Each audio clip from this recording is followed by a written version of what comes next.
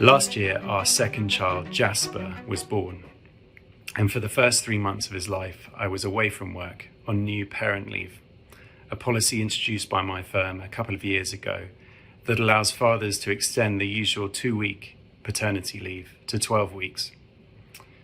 I've been asked to speak to you today about my experience of new parent leave and how it's impacted on me, my work, and my family. So here goes. The first thing to say is that it's been a really positive thing for us as a family. Being fully present in the immediate aftermath of Jasper's birth no doubt helped Alice, my wife, to recover better and quicker from the experience. Jasper, like many babies, was born with tongue tie, and it was game-changing to be there to encourage both him and Alice through his operation and recovery in those first few months. The whole experience has undoubtedly strengthened our marriage, and immersing myself in the mess and the stress and the real joy of full-time parenting has reminded me afresh of how patient, incredibly loving, and frankly how superhuman Alice is. Secondly, it's had a really unexpectedly positive impact on my work. I tacked most of my annual leave onto the back of my new parent leave, and so I was quite worried about how taking the best part of 4 months away from the day job would impact on my career. How would my colleagues take it? What would clients think? What about all those other dads who were never able to take that kind of time away from the office? Would I be sidelined and pigeonholed as someone that wasn't that serious about their career?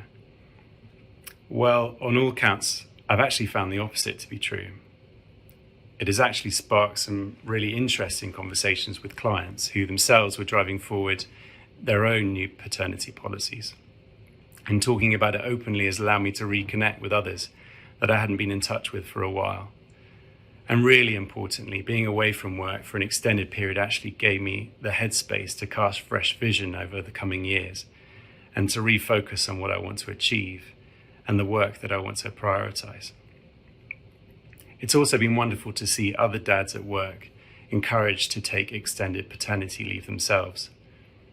It goes without saying that the fact that I and others like me can do this reflects a serious and really important commitment by law firms and other corporates to achieving equality in the workplace, where parental leave is normalized for all regardless of gender. And it's amazing to now be playing a small part in that broader gender equity conversation. But ultimately, the experience has really caused me to think seriously about what kind of family I want and what kind of father I want to be. I think certainly within the law and perhaps the broader corporate space, we've seen and felt the effects of successive generations of absent fathers, be that emotionally or physically absent. And I don't know about you, but one of the things I find hardest in life is to be emotionally present. I'm constantly thinking of the next piece of work, the next meeting, the next thing to do, and rarely in life do I allow myself to slow down, to soak in the relationships around me, and to be truly present. I think the most powerful lesson I've taken from all of this is that as fathers, we can give our families something more precious than provision and protection. We can give our emotional presence, our quality time. But how do we know when we're doing this? How do we know when we are truly present? When Jasper was born, our daughter was on nursery school holidays, so I spent quite a lot of time with her, taking her to playgrounds, soft play, DIY shops, swimming, supermarkets, you name it, we did it. And our relationship really grew. It was magic. But I'm not sure I really clocked it until one day when we'd spent virtually the whole day together.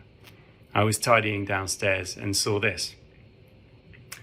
Before heading upstairs, she had laid her shoes quite deliberately inside mine.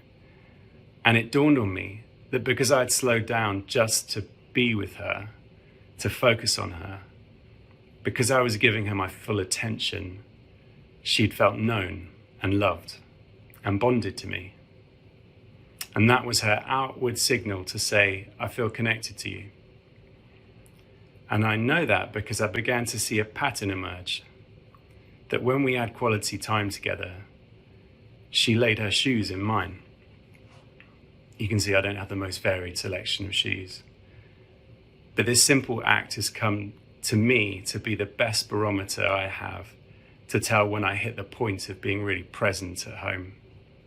It doesn't happen every day, or even most days, but when it does, I know I'm doing something right. So, what kind of father do I want to be? What kind of father do you want to be? Taking extended paternity leave got me to slow down so I could begin to answer that question and put in place patterns and practices so that now, when I'm back at work, I can continue to connect with my family.